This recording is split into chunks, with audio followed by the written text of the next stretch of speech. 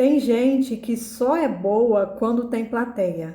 Essas pessoas, elas ajudam os outros, elas se doam, elas aconselham, mas em casa são pessoas cruéis, são pessoas controladoras, são pessoas agressivas. Essa também é uma das armas que os narcisistas usam, onde eles se disfarçam de empatia e se camuflam se passando por pessoas muito generosas. Crescer em um ambiente narcisista é exatamente isso, né?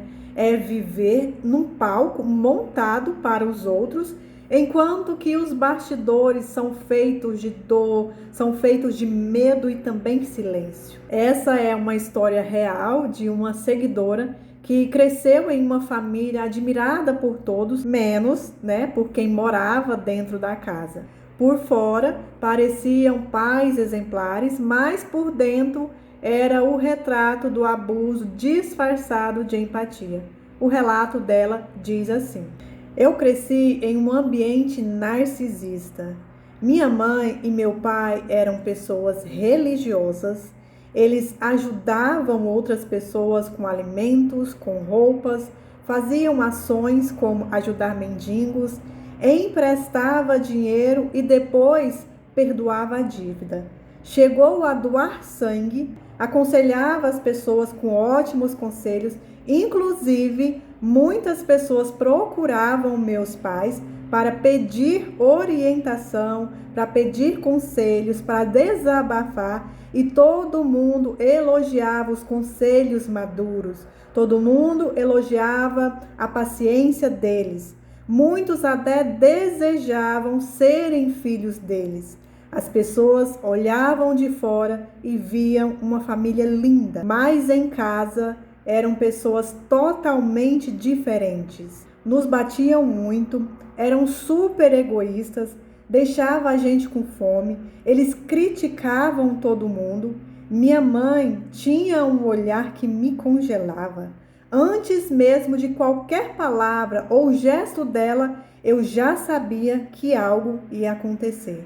E então vinha um tapa, um puxão de cabelo, uma pancada no braço, tudo sem deixar marcas para ninguém perceber.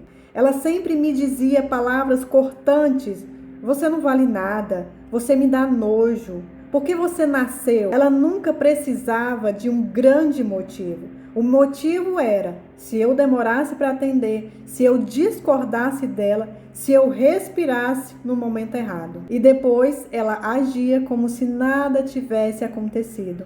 Ela me batia sem motivos, nunca me pediu desculpas, nem demonstrava um sinal sequer de arrependimento. Pelo contrário, se eu chorava, ela ria, dizia que eu estava fazendo cena.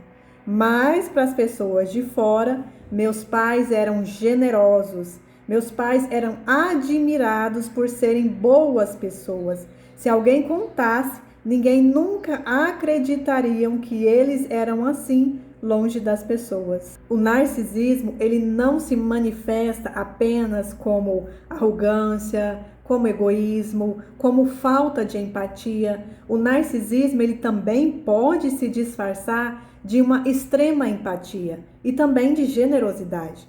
Isso porque essa pessoa narcisista, ela tem um amor tão excessivo pelo próprio ego dela, que ela vai buscar satisfazer as necessidades dos outros, não por solidariedade, mas para alimentar a própria imagem de bondade e se deleitar com essa autopercepção e a percepção também dos outros a respeito deles. Então, se alguém trapaceia eles ou fica devendo e não paga, por exemplo, diferentemente do que uma outra pessoa normal faria, esse narcisista disfarçado de uma pessoa solidária e também empata, ele não se indigna. Pelo contrário, ele compreende o outro. Ele faz questão de dizer: não, eu não me importo, eu entendo. É só uma imaturidade dessa pessoa. Essa pessoa é que precisa de ajuda. E aí quem vê de fora olha para esse narcisista e pensa: